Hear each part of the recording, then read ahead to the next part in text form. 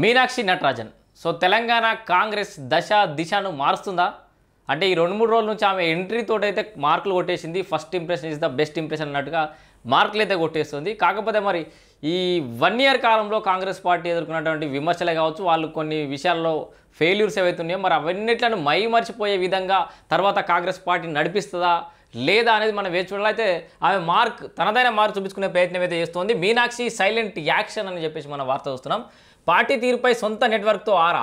So ఇక్కడ ఎవరు పడితే వాళ్ళు వచ్చి లాబింగ్ చేయడం, వాళ్ళ పార్టీ గురించి వాళ్ళ పరిస్థితుల గురించి చెప్పుకోవడం కాకుండా ఆయన ప్రైవేట్ టీమ్ తోటి ఆమె ఆరాధిస్తున్నట్టు అన్ని విషయాల్ని రోజువారీ డెవలప్మెంట్లపై నివేదికలట.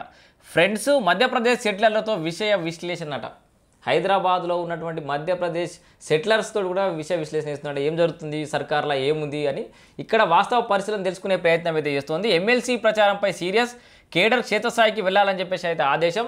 తెలంగాణలోని రాజకీయాలు కాంగ్రెస్ పార్టీ పనితీరును తెలుసుకునేందుకు రాష్ట్ర వ్యవహారాల ఇన్ఛార్జ్ మీనాక్షి నటరాజన్ ప్రత్యేక నెట్వర్క్ను ఏర్పాటు చేసుకోవడం కాకుండా సైలెంట్గా చర్యలు చేపడుతున్నట్టు తెలుస్తోంది.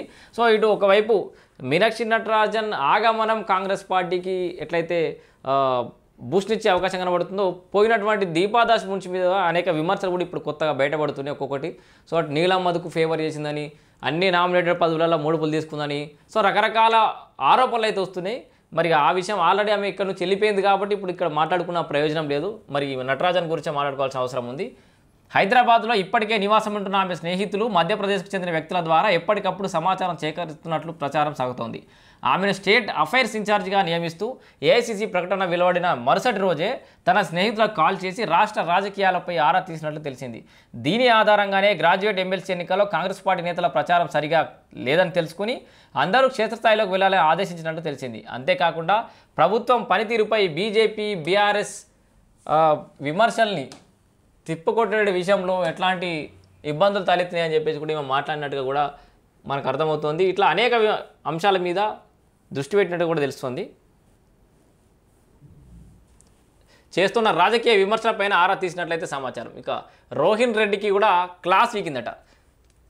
స్టేట్ కాంగ్రెస్ అఫైర్స్ ఇన్ఛార్జిగా హైదరాబాద్లోని కాచిగూడ రైల్వే స్టేషన్లో ఆమె అడుగుపెట్టిన వెంటనే పరిసరాల్లో కాంగ్రెస్ నేత రోహిన్ రెడ్డి ఏర్పాటు చేసిన కటౌట్లను వీక్షించారు. అనంతరం గెస్ట్ హౌస్కు వచ్చాక టిఫిన్ చేస్తున్న టైంలో ఫ్లెక్సీల అంశాన్ని స్టేట్ లెవెల్ లీడర్స్ వద్ద ప్రస్తావించినట్టు తెలిసింది.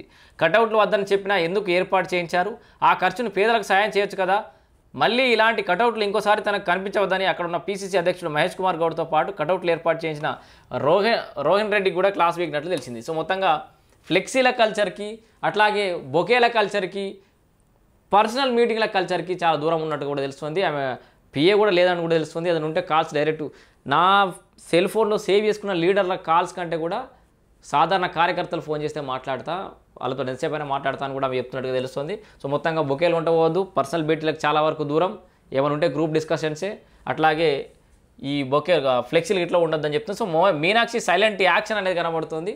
చూడాలి మరి తనదైన ముద్ర వేసుకుంటుందా, రాబోయే కాలంలో 6 నెలల్లో, ఏడాదిలో కాంగ్రెస్ పార్టీ యొక్క దిశ మారుతుందా, మీనాక్షి నటరాజన్ రూపంలో కాంగ్రెస్ పార్టీకి అడ్వాంటేజ్ జరుగుతుందా లేదా మనం వేచి చూద్దాం.